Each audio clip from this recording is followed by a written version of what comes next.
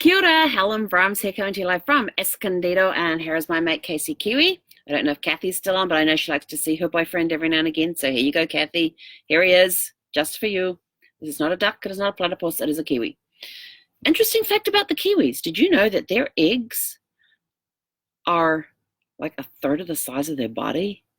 They're massive eggs compared, you take this little body and like a third of it is an egg. It's like, yeah, they have the largest egg per body size in the world. So they don't actually have the largest egg. Ostrich is the largest egg, but egg per body ratio, kiwis have the largest eggs in that. So there's a little tidbit for you. And the kiwi fruit was named after the kiwi because it's brown and furry like a kiwi. And their feathers that they have are fur-like. So, yeah, fur-like, not feather-like. Even though they're actually feathers, they feel like fur. There you go. Interesting tidbits about kiwis. But that's not what we're here for. We are here for The Living Daylights and License to Kill. So The Living Daylights came out in 1987, and it was a brand new James Bond because Roger Moore, at the age of 58, had stepped aside, and I just remembered I forgot to take some water, so that feels better. So they needed to find a new James Bond. Plus, they were also they wanted the characters to reflect what was happening at the time.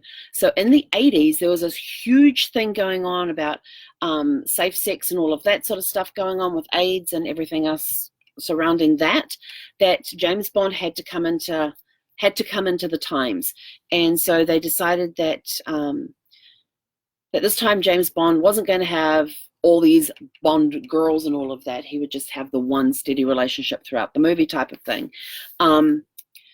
So they started looking for a James Bond. They started writing Living Daylights. They had to go middle of the road with the script because they had no idea at that point who was going to be playing Bond. They knew that it wouldn't be Roger Moore. He was 58. He decided he had had enough. He retired. They actually liked, and this one, I'm actually so happy because one of my favorite actors. They actually liked New Zealand actor Sam Neill for as James Bond. They thought he was great. They'd seen him in Riley Ace of Spies. He really impressed them and all that sort of thing. But the one person who had the right to say yes or no said no. So Cubby Broccoli said, nope, that was it. It was done. So my favorite actor did not get to be James Bond, though he was considered. They actually looked at Timothy Dalton. Believe it or not, they actually looked at Timothy Dalton doing James Bond back for On Her Majesty's Secret Service that came out in the 60s. He was only like 24, 25 at the time, and everybody thought he was too young to play that role. And so Cubby Broccoli pursued him over the years. They also screen tested Pierce Brosnan, and he was actually supposed to play James Bond. But with Remington Steele, they had 60 days. He was tied to them for another 60 days, and at the end of that 60 days, they had to, something about the options on further episodes for Remington Steele.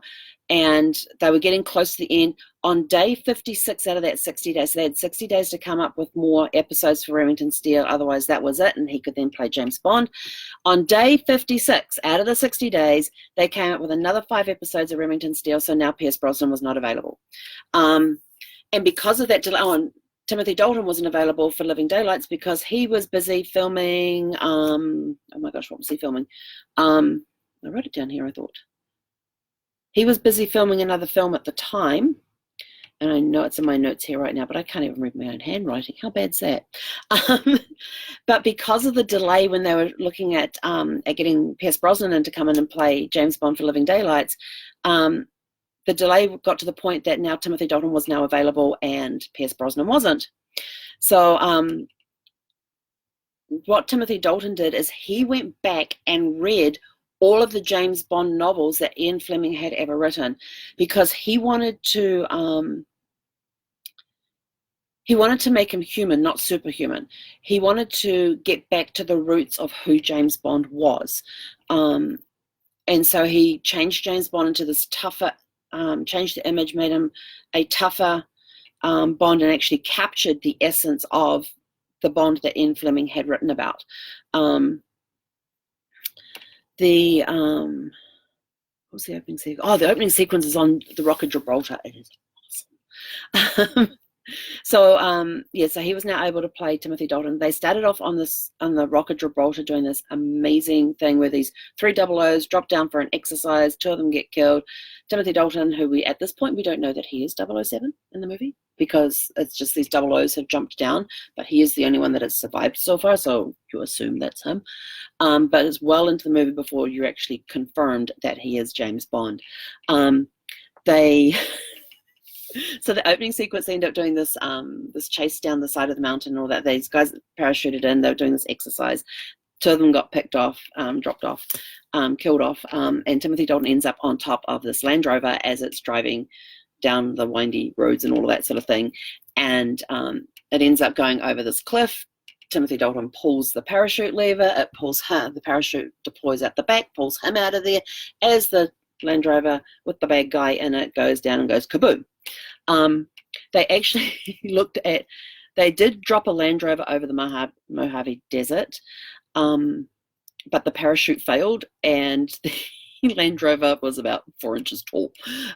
They showed this flattened Land Rover. If you ever want to see a Land Rover flattened, watch the making of Living Daylights, because they actually showed you this pancake Land Rover. It was like 4 inches tall. Brenda Starr, there I go, that was the name of the movie. So he's finished shooting Brenda Starr on a Saturday. On a Sunday, he flew to England, and on Monday, he started filming in James Bond. So that was Timothy Dalton's thing. I had it written in here. They had Jake LaMond and BJ Worth back to do all the aerial stunts. I love these 2 guys as stuntmen. Love hearing them talk about the stories and all of that and the making ofs. Really admire their aerial work. It's awesome. Timothy Dalton did a lot of his own stunts. He wanted to do way more than they would actually allow him to do.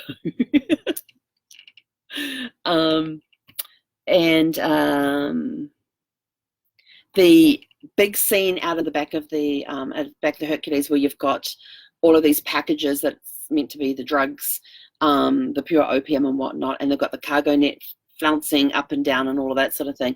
BJ Worth and his team came up and put that entire stunt together, where James Bond and the big tall blonde guy are having this fight in midair out over these cargo nets that are full of all this opium and stuff. And so they did all of that, and it was just listening to what they went through and how they constructed that cargo net, and things that they didn't take into account, like the wind and all of that sort of stuff, that kind of blew them around a little more than they thought it was going to. They tried to stabilize it as much as they could, but of course you've got to allow for wind and all that sort of thing. It was just interesting. And it's a spectacular stunt when you see it in the movie, but when you hear the story behind it, it lifts it to another level, and it was actually quite cool. On October 27th, 1986, they started filming in Morocco, and that's when they had the Jeep coming out of the back of the plane, and that was all done with models. They couldn't make it work any other way. They did it with models. They also had this scene in there, and it's on the DVD that you can go back and watch it, where it's called the magic carpet scene. And basically James Bond puts this carpet on these wires, jumps up on the carpet, and goes sailing over the streets of Morocco on these wires, sitting on a carpet, so flying. But they actually cut that scene out. But you can go back and watch it in the extras that are in there.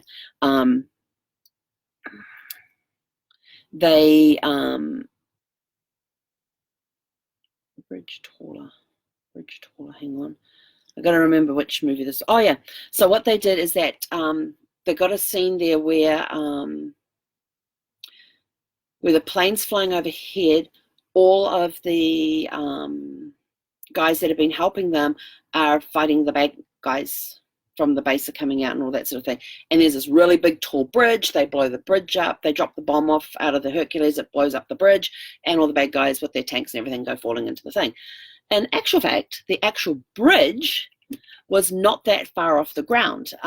So what they did is they did a foreground miniature of the bridge that they overlaid so when you're looking at the camera angle, the real bridge is here, but the miniature is here, and it's lined up with the camera angle, so you're seeing the miniature superimposed on the main bridge, which made it look taller. It was really cool learning all these visual tricks that they did. It was awesome. I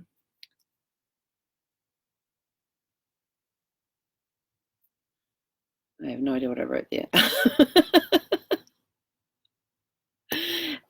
On this one here, during the making of the Living Daylights, they had Prince Charles and Princess Diana actually visit Pinewood Studios, and Prince Charles got to fire a help in the movie by firing a missile, and then the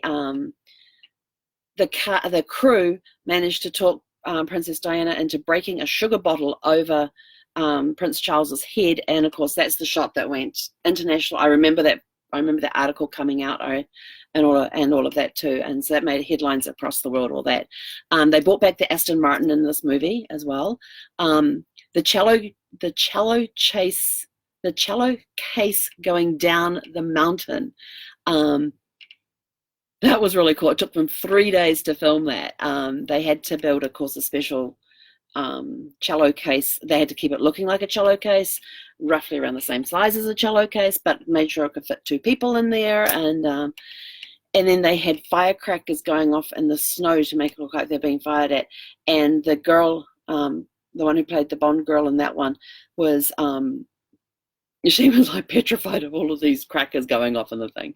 They wrapped up filming in February of '87, and it was released in London on June 27th, 1987. And they had the they didn't go into the chase scene on the ice though, because that was really cool with the Aston Martin. And when they drive it into the shed, they drive the shed with the car out onto the ice, and then the car comes out and they do this big kind of the circle thing, and everybody falls in, and it's all good. So now we move on to License to Kill. This movie was like OMG. They actually had 2 specials on the thing. One was the making of it, and one was the Kenworth trucks. They used Kenworth trucks in this towards the end to transport. They're transporting cocaine inside gasoline, inside gas tankers. And they did this whole separate thing on Kenworth trucks. How many trucks they had? They had like 16 trucks, I think it was. They had some that were, and the guy from Kenworth was talking about some of the modification, how it got sent to this place to get this modification done. These ones got sent over here to get this modification done. So it was very interesting learning about the mods that they made to the trucks, because they had trucks doing wheelies, which is basically the front wheels off the ground, and they had extra wheels on the back with extra weights there so that they could lift up the front of the truck. They had a truck with a trailer on its side wheels going sideways. You know how you get the car up on 2 wheels on an angle? Imagine an 18-wheeler doing that. They had that. So they had modifications to do to that one. They had the self-driving trucks where they, in the sleeper area of the truck, they modified it so you could have somebody sitting back there actually steering and driving the truck, but the cab area looked empty. Or in one case, I can't even think of her name, Kennedy. Miss Kennedy, she was driving the truck when it was actually the guy behind her driving, but it made it look like she was driving. They also did a salute to Jacqueline Kennedy in that movie, where they had the CIA agent. Her name was her last name was oh shoot, Jacqueline Kennedy's maiden name totally escaped my brain. And then, of course, she later became Miss Kennedy. This movie also sees Q in the biggest role he's ever had in a James Bond movie, which is awesome. He comes in as the uncle. But it starts off with this, it's a very heartbreaking story, because if you remember back to On Her Majesty's Secret Service, at the very end of the movie, James Bond gets married. Him and his wife are driving off. They pull over the side of the road to take all the flowers off. There's a drive-by shooting. She ends up getting killed.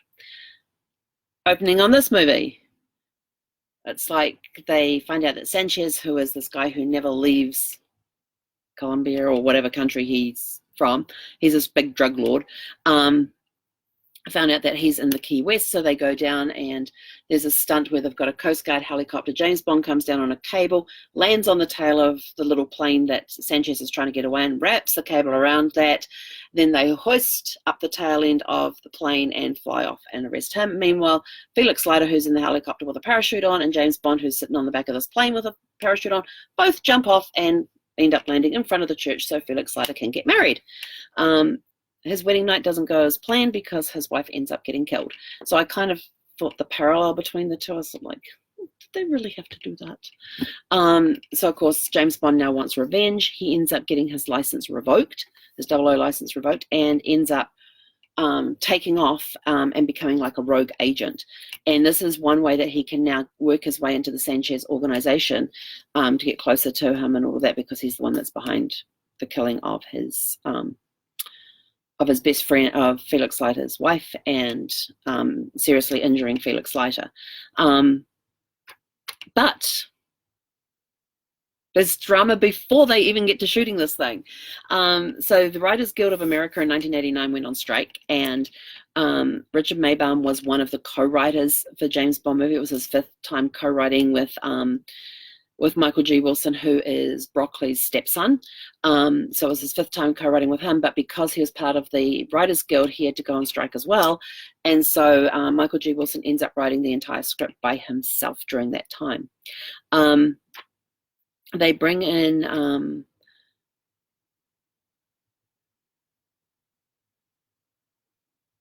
Robert Davi to play Sanchez, and they found him when Tina Broccoli, who is Cubby Broccoli's daughter, actually found him and said, hey, this is the guy you need to use.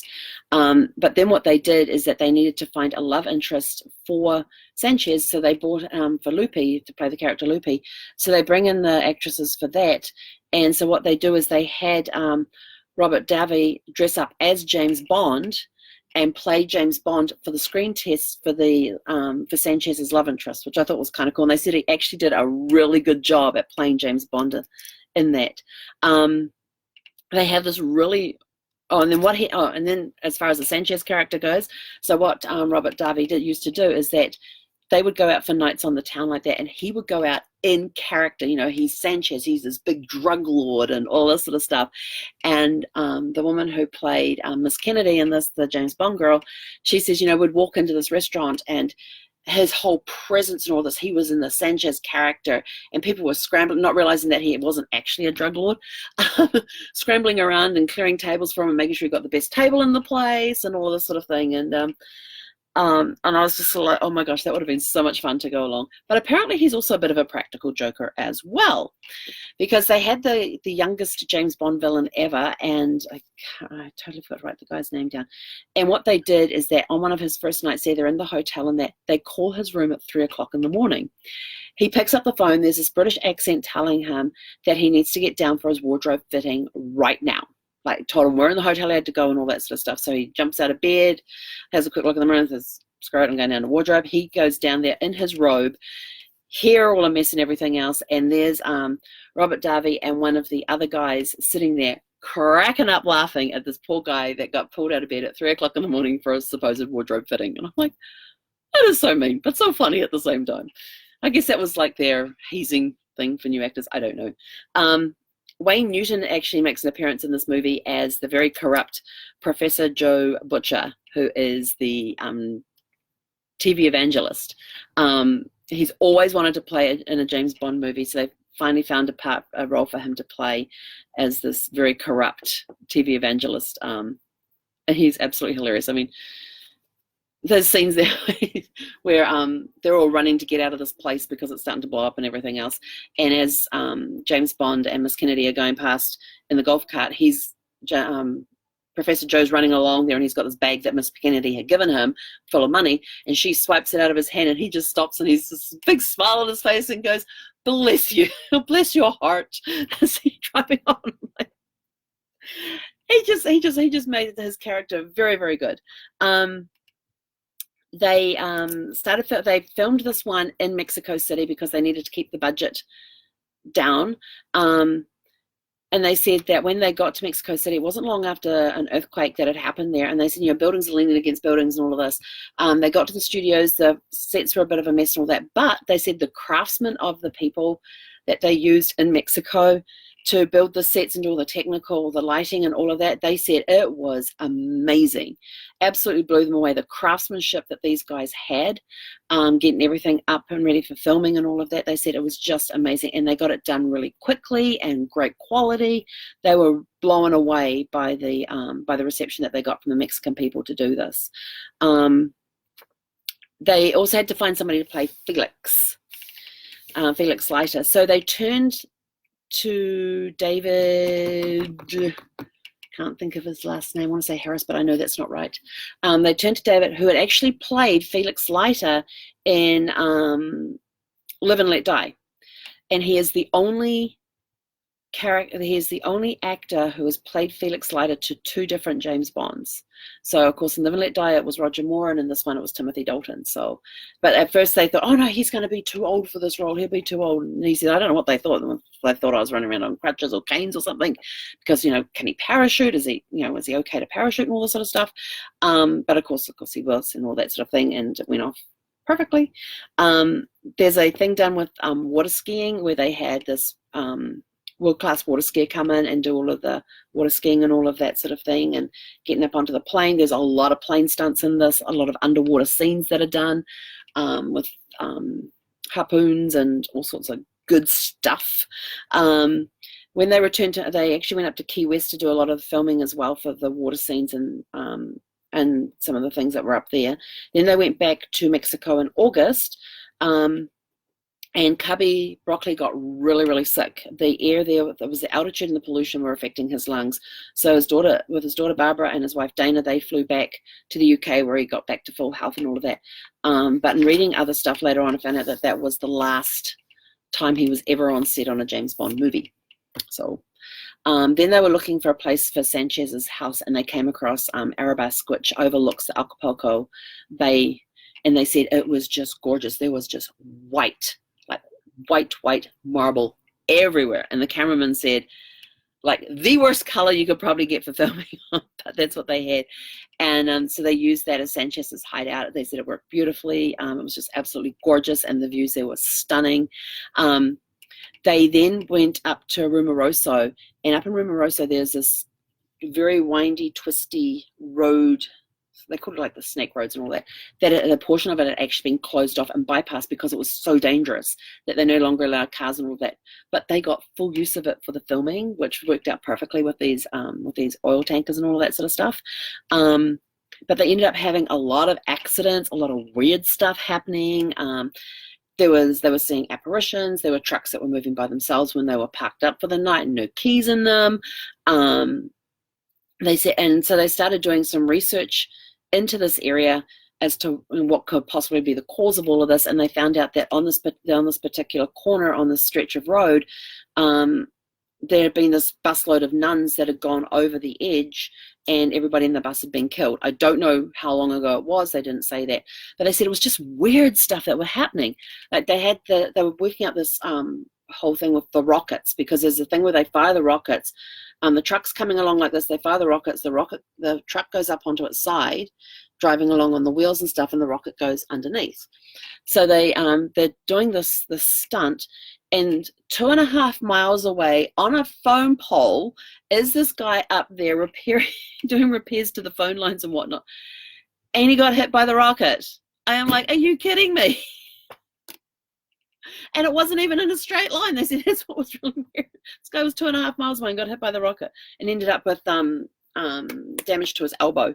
And I was like, oh my gosh. But they were saying, on this particular corner where this bus had gone over with the nuns, there was all this stuff that was happening. There's about 4 or 5 different incidences that happened. They were having to film at like 4 to 5 in the morning for their plane sequences, because it was the best time for the air being thin and all that sort of stuff. There was this weird accident with these two tankers that are going side by side that end up crashing and going partway up the mountain and all that. And it wasn't supposed to happen that way, but it looked so spectacular that they wrote the whole sequence around that accident that happened. So when you see it in the movie, it does look really spectacular. I agreed with them on that one.